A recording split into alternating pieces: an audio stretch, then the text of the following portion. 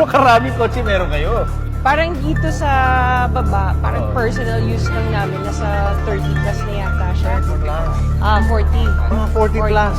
Ano klase mga sasakyan to?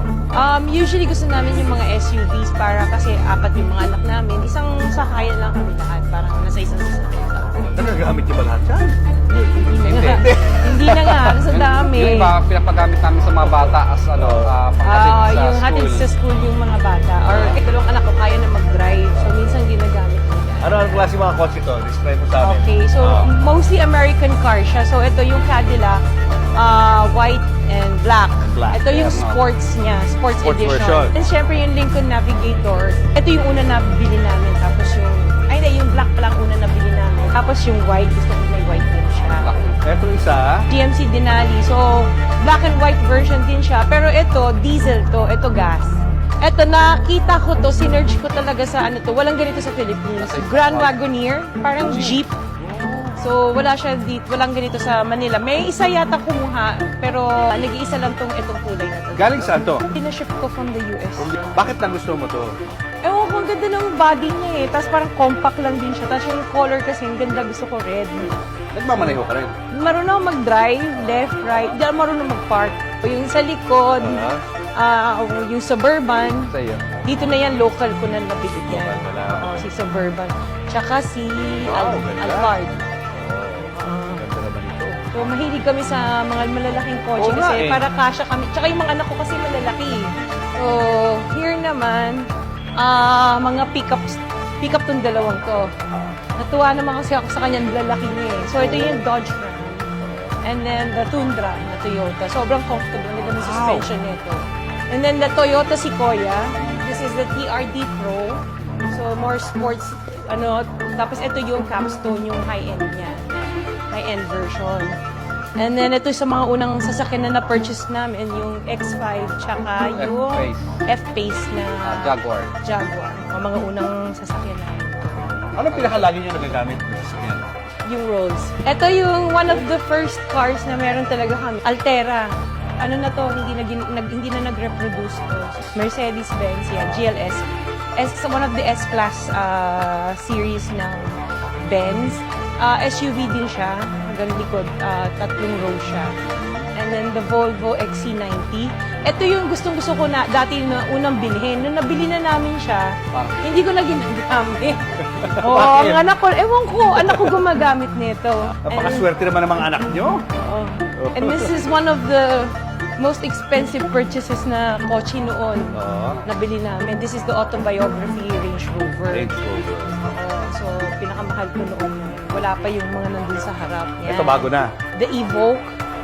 Oo, gusto ko sana maliit lang. Tsaka yung kulay niya kasi gusto ko red. And then, Defender. Nakita ko to sa Dubai. Nakita ko sa magazine. Tapos sabi ko, gusto ko ng ganito. Yan. Hinintay namin dumating yung long wheelbase. Kasi tatlong row siya. Usually yung Defender niya is the small compact one. Yes. Ito yung mas malaking version. Yes. Para kasya kaming lahat. And then we have yung LM, yung Lexus na kakambal niya si Alphard. It's the higher end of the Alphard.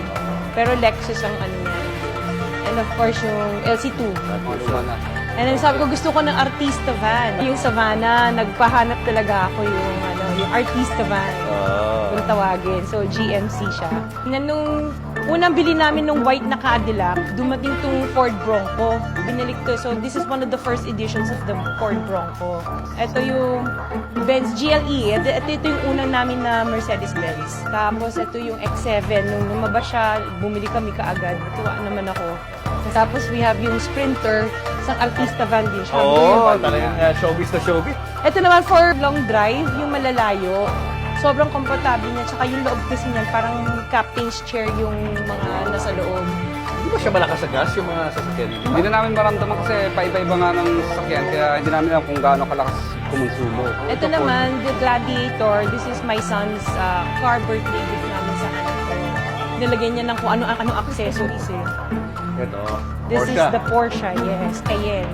Sabi namin, gusto namin makaano ng medyo parang sporty, pero hindi namin nagagamit. And then we have the Maserati. So, nung lumabas siya, bumili kami ng Maserati, itong model na. Hindi rin siya nagagamit. Anak ko rin ang gumagamit. Grabe. Ito, this is one of na talagang gamit na gamit namin to. This is the G63. Matte finish eh. So, very rare yung ganitong kulay. And then yung Benz na Avantgarde. Kasabay to nung kulay blue na Benz. One of the maganda siya kasi may table sa loob. So pag hinatid yung mga bata or sundo, yung isa lalo yung panganay ko na sa Mapua, yan ang ginagamit niya kasi pwede siya sulat or gawa ng homework habang nasa loob. Yeah. Itong dalawang moon buggy, dadali namin sa farm namin to sa Batangas pag nagawa. And then we have the Bentley. Binili ko to kasi kaya nagustuhan ko to. May wine glass din sa loob. May Pinalagyan ng decanter. wine. Yeah. Pero hindi naman namin nagagamit. So, ito. Ang inside niya naman, red and black. Ang interior. Yes. So, yan. Tapos lumalabas sa sahig yung logo niya. Oo nga, nostig, oh. Yung logo ng Bentley. Dalawa. So, para may projector siya. Oh, Yeah. Magpo-project siya ng logo sa floor. Yan, ito naman, kaya siya na may siya dito. Actually, champagne glass, nagkamali ako. So, yan. Champagne. Pwede siya champagne. Tapos may champagne holder dito. Tapos pwede mo siyang ilagay dito kasi nag-chill. So, sabay chiller din siya.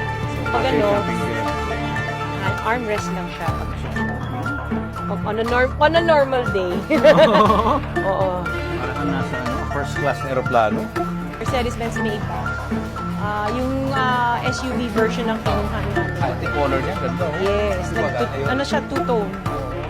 Yung latest. Your favorite? Yes, our favorite is the Rolls Royce. Yes, the Kulina. Rolls Royce. This is the Cullinan. So, SUV siya ng Rolls Royce. Pero, ang kaya lang iupo nito sa likod, 3. And ito, maluwag lang yung likod niya. Parang pang-luxury lang talaga. So, ang ano na to, kasi Cullinan siya. Siya yung SUV ng Rolls Royce. So, ito, yung dumating siya, naka-interior siya ng Hermes Orange. So, yan yung kulay ng Hermes. Tapos may skylight siya sa taas. Parang may mga stars. Yes. Oh my God. Parang limo, no? Yes. Oo. Tapos ang doors niya pa ganyan. So, open siya pa ganyan din. So, kaya mo to kinuha dahil Kasi ito, may payong, oh. Natutuwa ako sa payong. Paano tuwa to? sa payong. Ayan. Pero hindi ko pinagagamit yung payong na to. Hindi pwedeng gamitin. Oo, kasi mahal yung payong. Oo. Ayan. So, Ganda ito na. yung payong niya. So, tingin isang payong yan. Yes, on both sides.